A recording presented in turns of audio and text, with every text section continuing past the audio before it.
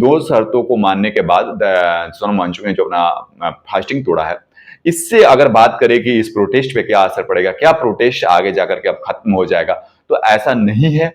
क्योंकि लगातार आप देखेंगे तो जंतर मंतर पे जो भीड़ है, जो लोगों का, छात्रों का, जो वहां पे छात्र के साथ साथ अब पेरेंट्स भी वहां आना शुरू हो गए हैं, जो छात्रों के गार्जियंस हैं, फैमिली मेंबर्स है, वो सारे लोग वहां पे आना शुरू हो गए। उन लोगों का कहना है कि हम छात्र नहीं है, लेकिन हम अपने परिवार के लिए, हम अपने परिवार के सदस्यों के लिए, हम अपने बच्चों के लिए हम यहाँ आ रहे हैं।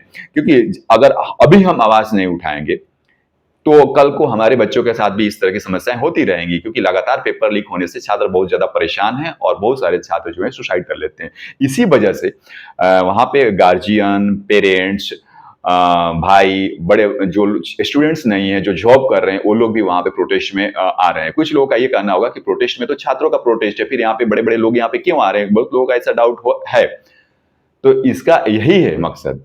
अगर कोई गार्जियन वहां पे प्रेजेंट है उस प्रोटेस्ट में, तो उसका मकसद है कि अपने बच्चों के भविष्य के लिए वहां पे वो जा रहा है। क्योंकि कल को अगर उसके बच्चे उससे पूछेंगे कि जब ये आंदोलन चलाया गया था, आगे अगर कोई पेपर लीक होता है और उसके बच्चे उससे पूछेंगे कि क्या उस समय जो आंदोलन चलाया गया था पेपर लीक को लेकर के, आप उसमें गए थे, तो क्या जवाब देंगे?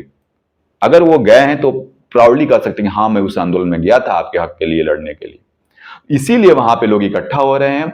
और आप सभी लोग अपने बच्चों के भविष्य को ध्यान में रखते हुए आप सभी वहां एकजुट होइए, आइए। अगर आप वहां नहीं आ सकते हैं तो अपने अपने क्षेत्रों में शांतिपूर्ण तरीके से आप धरना प्रदर्शन दीजिए, प्रोटेस्ट करिए, अहिंसक मत होइए, शांतिपूर्ण तरीके से। और इस प्रोटेस्ट को और आगे लेकर के जाना है, मजबूती के साथ लेकर के जाना है।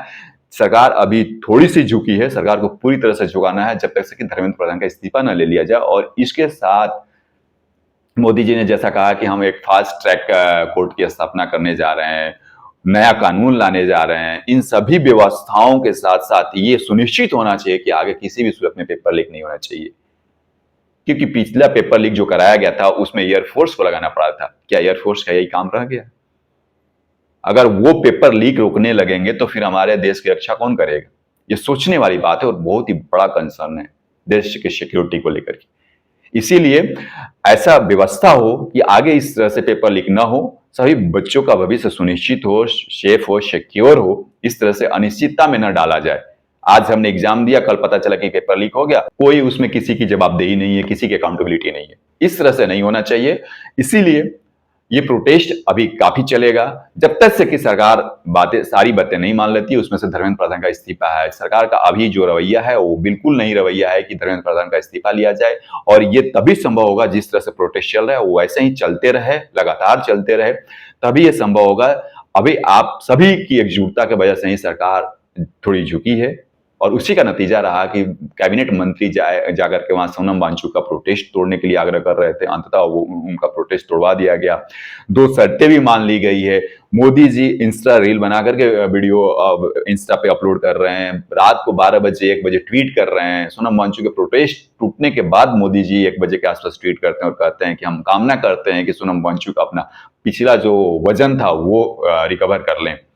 तो ये आप लोग की सफलता है और आप लोग की मेहनत का ये रंग है कि आज सरकार आधी रात को भी एक्टिव है और आप लोग के दबाव में काम कर रही है। अब केवल नाक की लड़ाई रह गई है।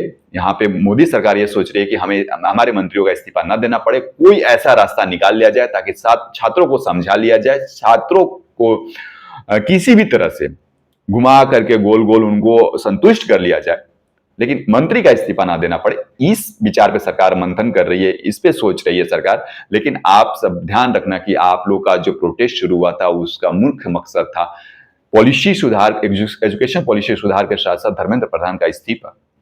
और बगैर उसके अगर ये प्रोटेस्ट भंग होता है, खत्म होता है, तो आपकी हार मानी जाएगी। इसीलिए आप सब शांतिपूर्ण तरीके से प्रोटेस्ट जारी रखिए। सरकार आज नहीं झुकेगी, कल जरूर झुकेगी अगर आप लोग ऐसे ही बने रहे।